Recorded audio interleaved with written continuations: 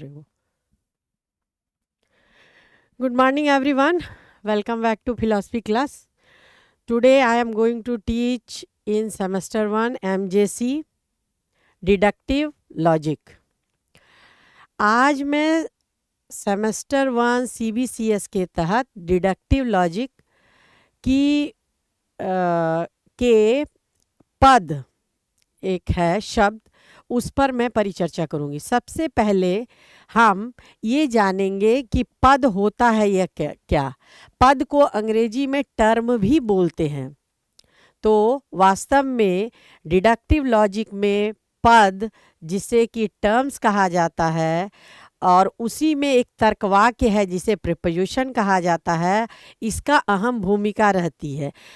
वास्तव में जो डिडक्टिव लॉजिक है उसका एक सामान्य सरल शब्दों में आप इस प्रकार समझ सकते हैं कि एक बृहत कॉन्सेप्ट कोई है, यूनिवर्सल वाक्य है या यूनिवर्सल कोई तर्क वाक्य है, उसको हम छोटे छोटे टुकड़ों में बांट कर लास्ट में एक डिड्यूस करके एक छोटा निष्कर्ष निकालते हैं, जो कि एक सामान्य नहीं, उसको विशेष वाक्य बोलते हैं.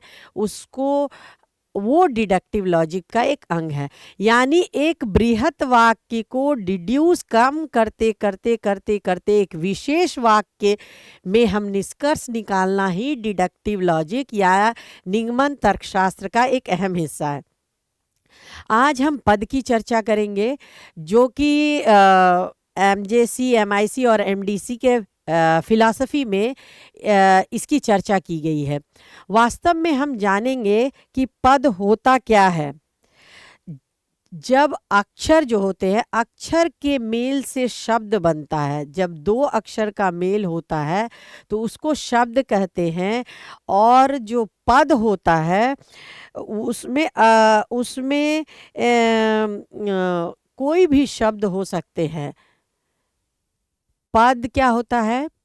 पद कोई भी शब्द पद हो सकता है, लेकिन सभी पद शब्द नहीं हो सकता है. जैसे एक अक्षर या अक्षरों के मेल को वर्ड या शब्द कहते हैं. जैसे मैं अक्षर, यह शब्द है. टेबल अक्षरों के मेल से बना है, यह भी शब्द है. शब्द की दुनिया में हम ऊपर, ऑन, वो भी शब्द है. इन, अंदर, वो भी शब्द है. लेकिन पद जो होता है ये शब्द या शब्द के समूह जो स्वयं किसी का उद्देश्य या विधेय हो, उसे पद कहते हैं. क्या है? शब्द या शब्दों के समूह जो किसी का उद्देश्य हो या विधेय हो, वो पद कहलाता है. जैसे एक वाक्य लीजिए, मनुष्य मरणशील है. मनुष्य एक पद है, मरणशील एक पद है. यहाँ पर मनुष्य उद्देश्य पद है और मरणशीलता विधेय पद है. और उसको पूरा करने के लिए है का उपयोग किए हैं, जिसको इंग्लिश में इज भी लिख के जोड़ा जाता है. Means man is मॉर्टल. इज ये कैपुला, ये संयोजक का काम करता है. तो यहाँ पर जब हम कहते हैं कि एक वाक्य है, जैसे जवाहरलाल नेहरू गोरे हैं, मतलब जवाहरलाल नेहरू इज कम्प्लेक्सिनेट, मतलब, तो यहाँ पर उद्देश्य शब्द जवाहरलाल नेहरू है और विधेय है गोरे हैं. विधेय जो है वो गोरे हैं. तो कोई भी वाक्य में एक शब्द है जो उद्देश्य भी हो सकता है, दूसरा वाक्य में वो विधेय भी हो सकता है. तो शब्द जो पद होता है वो उद्देश्य के रूप में भी उपयोग हो सकता है और विधेय के रूप में भी प्रयोग हो सकता है. यहाँ पर हम देखते हैं जो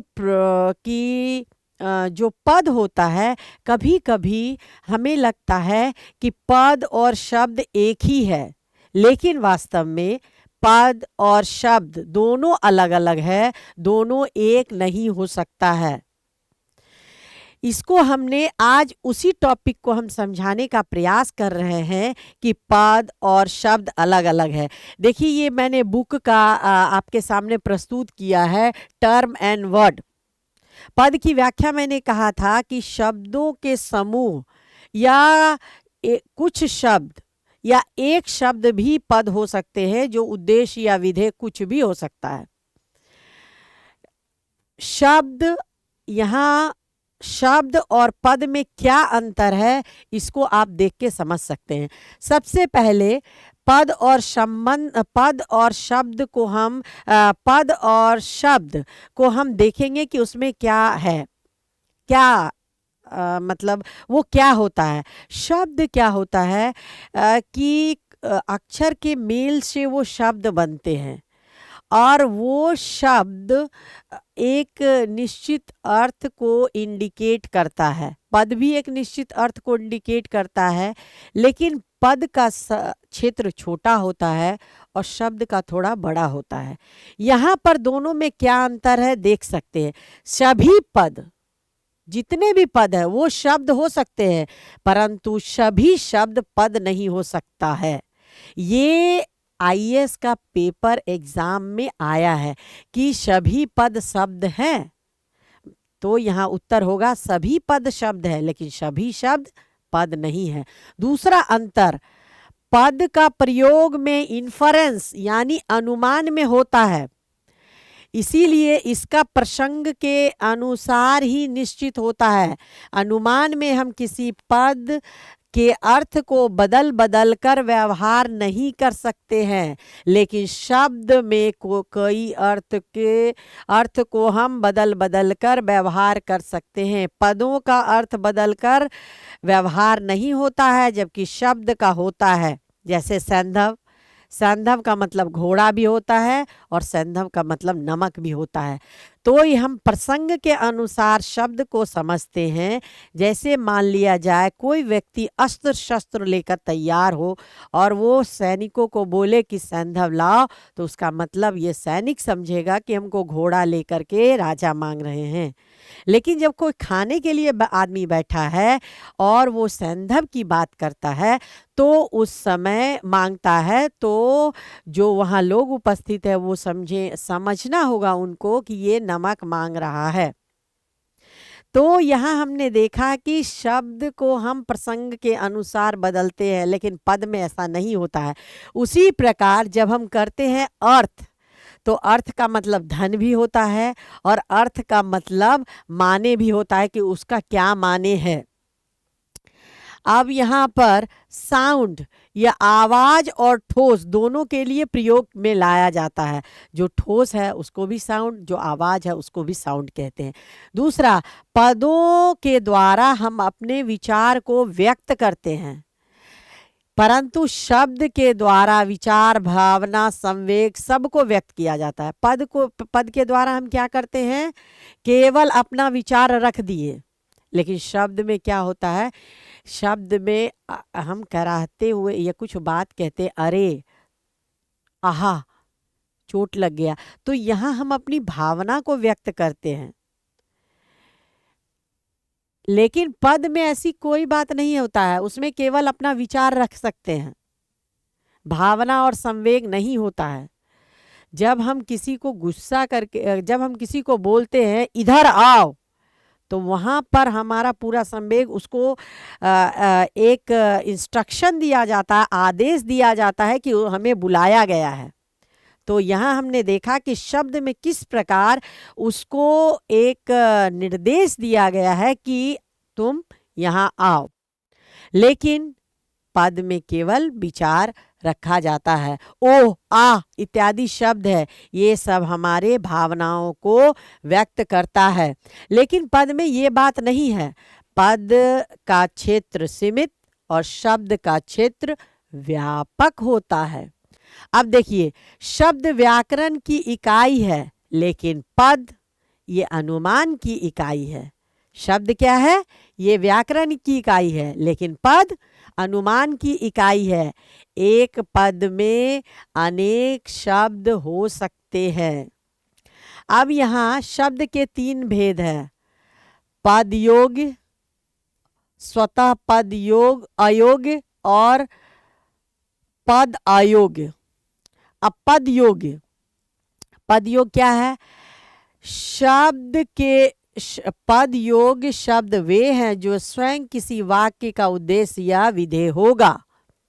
स्वतः पद योग शब्द वे हैं जो अन्य शब्दों के साथ उद्देश्य विधेय के स्थान पर हो सकता है, जैसे का के की।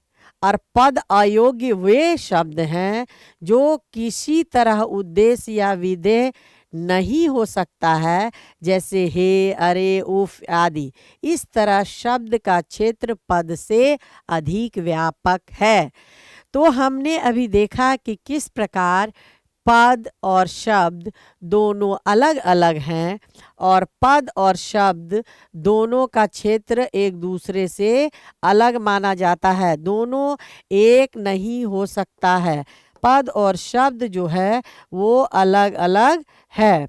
यहाँ पर पद और शब्द की जो मैंने चर्चा की उसमें ये बताने का प्रयास किया कि वास्तव में पद और शब्द दोनों अलग अलग हैं।